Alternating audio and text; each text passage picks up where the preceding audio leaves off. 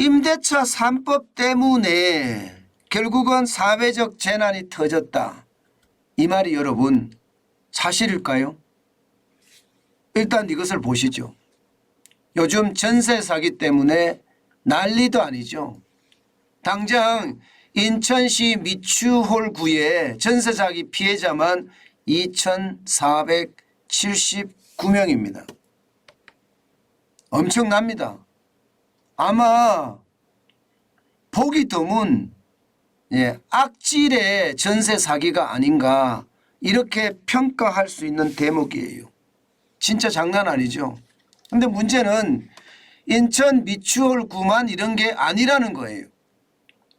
전세 사기라는 게 결국은 갭 투자의 차원을 넘어서서 많은 사람들이 공모를 해서 전세 보존금을 떼먹겠다 하는 생각으로 사기를 친 행각을 말하거든요. 그런데 미추홀구만 이런 것이 아니라 지금 뭐 경기도 동탄에서도 화성 동탄에서도 오피스텔 250채가 문제가 있다 이런 얘기가 나오고요. 전국에서 말입니다. 이런 전세 사기를 빙자한 그런 사건들이 굉장히 많이 터지고 있습니다. 야, 이렇게 되니까 이 문제 자체가 말입니다. 이제는 사회적 재난으로까지 발전을 하고 있습니다. 그러면 왜 이렇게 사회적 재난으로까지 발전을 했을까? 이게 우리는 정확히 알아야 되잖아요. 그 내용은요, 바로 여기에 있습니다.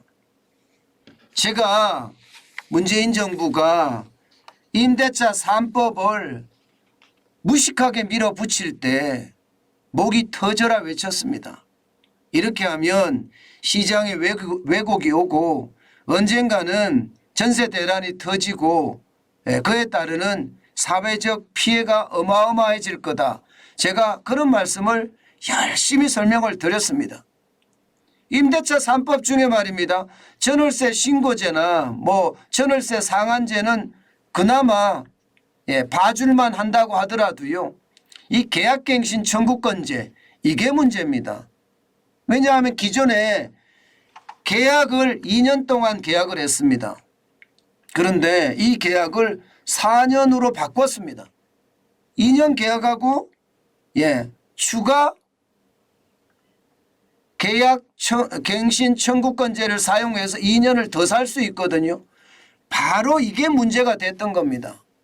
여러분 이렇게 문제가 되면 어떻게 될까요? 집주인 입장에서는요. 그동안 2년 전세 거래가 됐었는데 4년 거래로 바뀌니까 아무래도 전세금을 많이 높이려고 하겠죠. 실제로도 많이 높였습니다. 실제로도 많이 높이니까 당시에 말입니다. 전세 기한이 만료된 사람들이 갈 데가 없었어요. 갈 데가. 갑자기 말입니다.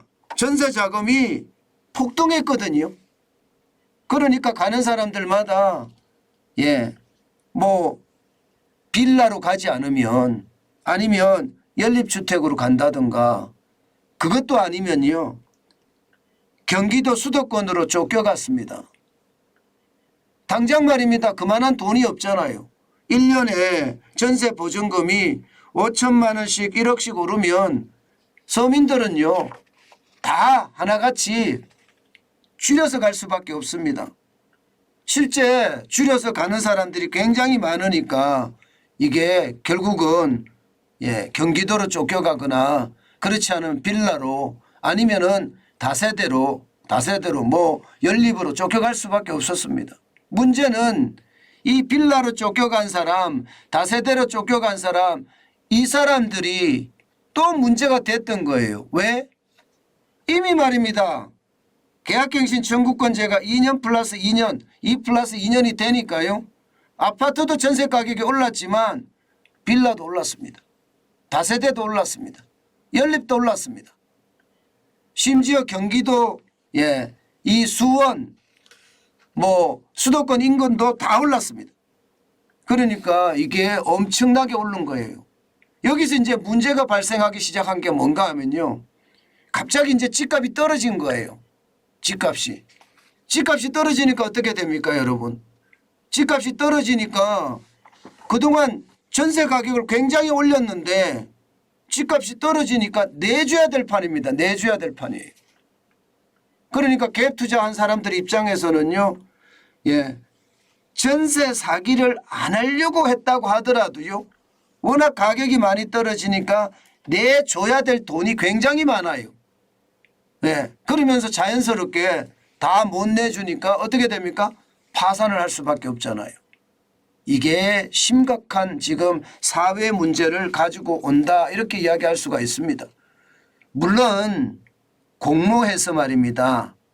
이 공모라는 게 부동산 업자 그리고 바지 사장 그리고 돈을 조금 가지고 있는 사람 이렇게 3자가 공모해서 전세 보증금을 사기쳐 먹기 위해서 한 것도 있습니다.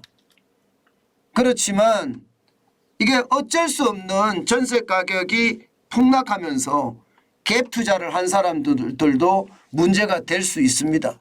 물론 이 갭 투자한 사람들이 뭐 100채 200채 가는 건 진짜 문제가 많죠. 갭 투자라는 게 노후를 어떤 살기 위해서 어느 정도 뭐 한 채 두 채 이렇게 투자를 해서 월세를 받아 먹는다 그러면 노후 생활을 대비한 투자 뭐 환영할 만한 일이지만 뭐 100채 1000채 뭐 이렇게까지 몇 천채까지도 이렇게 한다는 것은 사실 이것은 투기죠, 투기. 그게 이제 문제를 굉장히 크게 키운 겁니다. 이것뿐만 아닙니다. 아마 2000년 6월인가요? 실거주 2년 의무조항 만들었던 거 기억나시죠? 이게 재건축이 되든 재개발이 되든 집이 무조건 되면 실거주가 2년이 돼야지 재건축에 대해서도 분양권을 준다고 했습니다. 그러다 보니까 재건축 쪽으로 집을 가진 소유주들이 다 들어갔습니다. 그리고 거기에 살던 사람들은 어떻게 됐나요? 쫓겨날 수밖에 없죠. 여러분 재건축이 시작이 되면요. 아무래도 전세가 쌀 수밖에 없거든요. 노후화됐다는 뜻이니까요. 이들이 또 똑같은 방법이에요. 빌라나 전세나 혹은 경기도 수도권으로 갈 수밖에 없었습니다. 이런 것들이 만약에 뭉쳐서 말입니다. 지금 많은 사람들이 결국은 말입니다. 아파트에 살지 못하고 옮겨갔던 거 그것도 있고요. 또 하나 더 있죠. 임대사업자 등록을 축소시킨 거 말입니다. 4년 단기 임대사업이나 아파트 장기 임대사업을 폐지하기로 결정했던 게 문재인 정부입니다. 아마 그게 폐지를 하고 나서 말입니다. 임대사업자들이 결국은 상황이 어떻게 됩니까? 집을 팔아야 되는 최악의 상황에 맞닥뜨렸잖아요. 그러면 임대에 사는 사람을 내보내야 되잖아요. 그죠? 임대사업자가 나는 임대사업을 하고 있었는데 어느 날 갑자기 임대사업에 대한 사업 인가를 말소해버린 거예요. 그러면 어떻게 됩니까? 내보낼 수밖에 없는 상황이고 집을 팔 수밖에 없는 상황이니까 문제가 또 촉발되기 시작했던 거죠. 결국 말입니다. 그러한 문제들이 지금의 전세 사기라는 그것도 어마어마한 최악의 사회적 재난을 불렀다. 저는 그렇게 생각을 합니다. 문제는 여기서 지금 끝날 것 같지가 않아요. 왜냐하면 그런 사례가 워낙 많으니까 말입니다. 당장 인천의 미추홀구만 그렇다고 이야기하지만 지금 보시는 것처럼 말입니다. 수도권의 전세 보정사고 보면 엄청납니다. 인천 서구 여기도 많죠. 서울에도 있습니다. 강서구 68건이나 됩니다. 강서구. 양천구도 30건 전세 보정사고가 난 게 구로구 28건 검천구도 29건이에요. 경기도 광주시도 30건이고요. 이게 일반적으로 말입니다. 수도권과 가까운 곳에 이런 문제가 많이 발생이 된 거예요. 보시는 것처럼. 제가 말씀드렸다시피 갑자기 2년 하던 전세 계약 기간을 4년으로 늘리니까 나는 아파트에는 살아야 되겠어요. 빌라는 안 살겠어. 그러면 서울과 가까운 곳으로 옮겨가게 되는데 그 가까운 곳이 바로 이런 곳들이에요. 그래서 여기서도 지금 이게 전세 사기에 대한 문제들이 계속해서 터지고 있는 겁니다. 저는 이것 자체가 말입니다. 진짜 심각하다고 생각을 합니다. 늘어나는 속도를 보면 말입니다. 이게 여러분 장난이 아닙니다. 여러분 보세요. 전세보증금 반환 사고 건수하고 금액을 보면 말입니다. 2022년이 1조 1726억 원 5443건입니다. 굉장히 빠른 속도로 늘어나죠. 2018년까지만 해도 792억 372건이었습니다. 이것이 말입니다. 2019년, 2020년, 2021년을 거치면서 2799건까지 늘어났고요. 금액도 5790억까지 올라갔습니다. 그러던 것이 2022년에 와서 완전히 펑 하고 터진 거예요. 집값이 만약에 많이 떨어지니까 아무래도 터질 수밖에 없었겠죠. 이게 결국은 말입니다. 전세 가격을 워낙 가파르게 올라갔던 것이 또 가파르게 떨어지니까 그에 대한 어떤 반작용으로 지금 전세 사기가 엄청나게 커졌고요. 그것이 시장 전체의 위협으로 저는 가져온다 이렇게 생각을 합니다. 문제는 여러분 여기에서 지금 끝나지 않습니다. 여기에서 끝나는 것이 절대 아닙니다. 왜냐 하면 말입니다. 당장 말입니다. 미추홀구만 보더라도요. 이 전세 사기가 됐잖아요. 그런데 이 전세 사기가 되면 그 해당 부동산은 경매로 넘어갈 거 아니에요. 경매로 넘어가게 되면 이게 선순위가 있고 후순위가 있습니다. 선순위가 있고 후순위.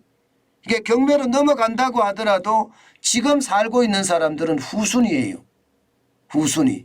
그렇기 때문에 이게 뭐 지금 당장 경매를 멈춘다 한다 하더라도 이게 쉽게 말입니다. 지금 사는 사람들에게 어떤 혜택을 주기가 쉽지 않은 게 현실이고요. 또 경매를 계속 막아둔다는 것도 이게 쉽지가 않습니다. 왜냐하면 안 그래도 말입니다.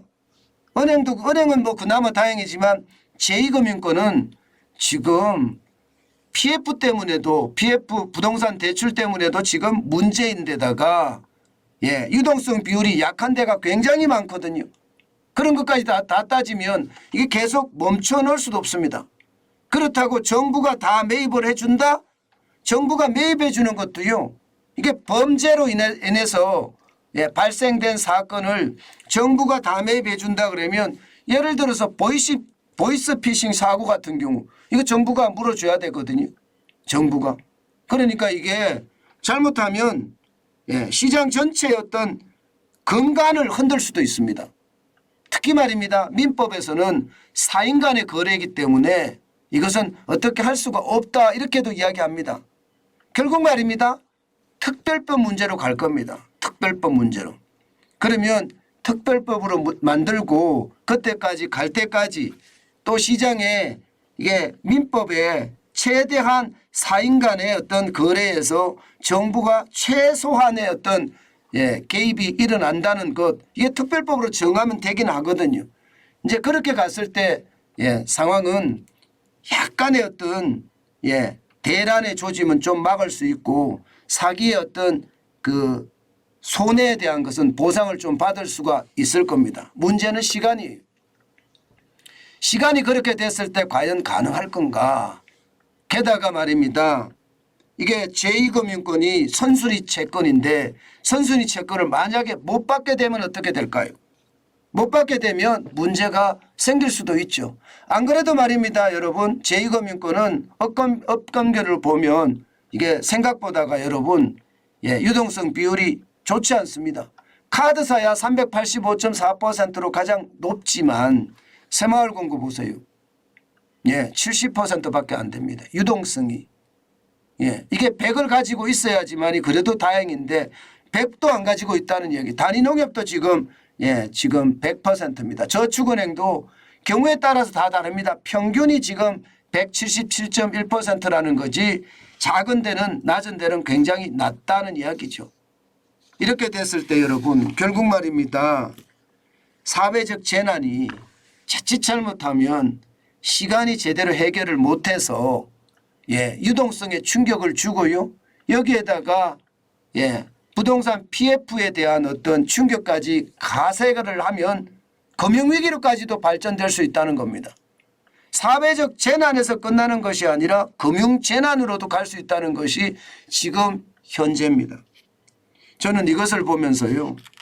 이게 앞뒤 안 가리고 이념에 의해서 법을 추진하고 그 법의 부작용이 이렇게 크다는 것, 이것을 보면 여러분 진짜 한심하다 그런 생각을 절로 합니다.